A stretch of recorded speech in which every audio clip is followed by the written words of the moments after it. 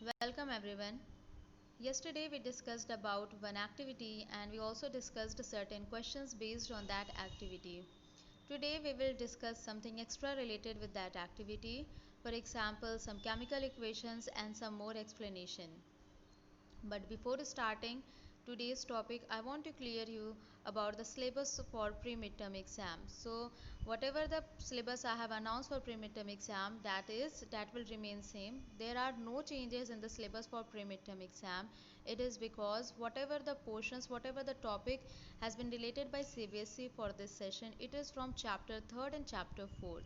So that is why as your pre-midterm exam syllabus, it is having only chapter 1 and chapter 2, so there are no changes. So if any student having any sort of confusion regarding the syllabus, then whatever the syllabus I have already announced, it will remain same. There won't be any change. Now let us start today's topic. Almost all metals combine with oxygen to form metal oxides. So yesterday in that activity we discussed about what will be our observation when certain metal samples they are burnt in air, and the metal samples whatever we had, they were of different reactivities. So whatever the metal sample we are having, whether it is highly reactive metal or very less reactive metal, for example sodium or copper, we found that metal when they are burned in air, they are reacting with oxygen or they are combining with oxygen and they are forming metal oxide, as you can see from the equation which is given. For example, when copper is heated in air, it combines with oxygen to form copper second oxide, a black oxide. So what will happen if we will try to heat copper or if we will try to burn copper, but copper is not getting burned as it is of very low reactivity. So when we are heating copper at very high temperature, then it is combining with oxygen and it is forming copper oxide. Actually it is copper second oxide and its color is black. So that is why we will observe that a black color coating of copper second oxide on the surface of copper metal. So for that one equation is also given. Copper, because for copper metal we are only using the symbol as copper, it is an element.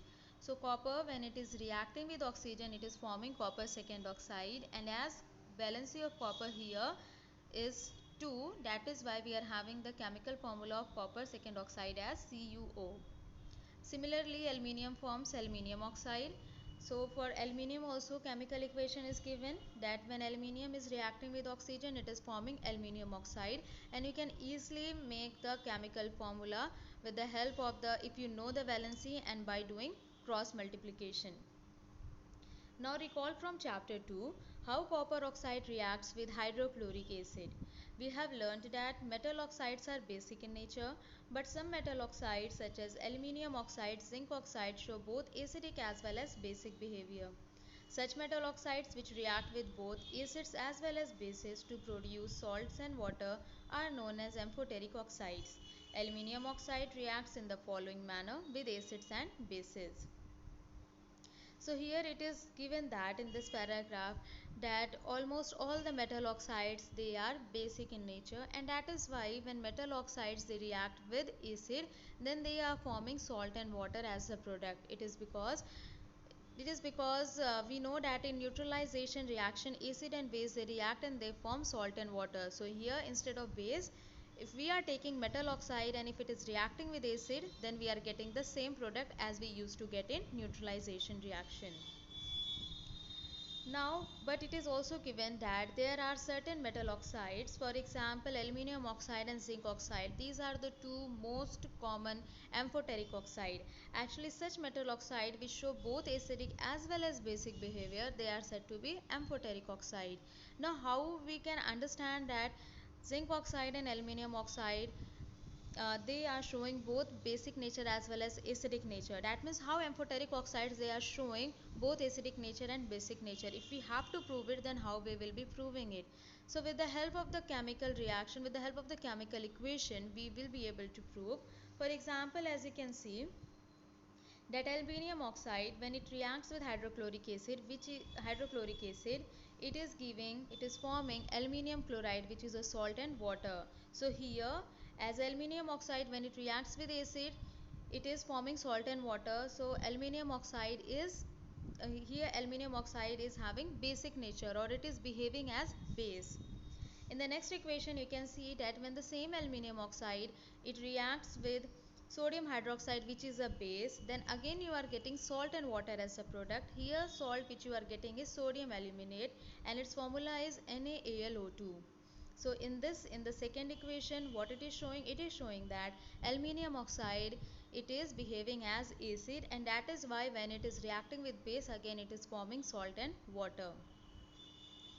So this is very important. Almost every year you may find questions based on amphoteric oxides, and especially this chemical equation for aluminium oxide and for zinc oxide, they are very important.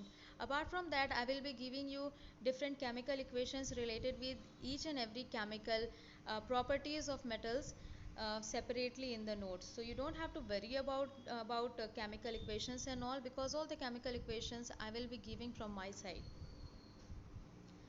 Most metal oxides are insoluble in water, but some of these dissolve in water to form alkalis. Now this is also very important point, because most of the metal oxides, they are insoluble in water, but we are having still some metal oxides which are soluble in water.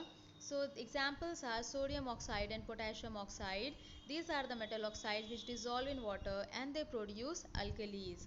So as you can see from the chemical equation, that sodium oxide, when it reacts with water, actually here what happens, when you are dissolving sodium oxide in water, then a reaction between the two takes place and you are getting sodium hydroxide, which will also be soluble in water. And that is why those bases, we know that metal hydroxides are bases, so those bases which are soluble in water, they are said to be alkalis, and that is the reason sodium hydroxide and potassium hydroxide, they are said to be alkalis. Now you can also see the second equation, which is same as the previous one, that potassium oxide, when it is getting dissolved in water, it reacts with water and it is also forming potassium hydroxide, and potassium hydroxide also, it is soluble in water, and that is why it is also said to be alkali. So this is about some of the additional points related with the same activity which we discussed yesterday. So you just go through this and you just try to now see some of the very important chemical equations are given in this. So you just try to understand this, try to practice it, especially sodium aluminate, because this is the compound which is somewhat different, which is somewhat unusual for you, which you generally don't come across. So you need to understand, you need to remember the formula of the sodium aluminate, because lot of students, they are making mistakes in this. So you just try to practice chemical equations given in this topic, and tomorrow we will be discussing about next topic. Thank you.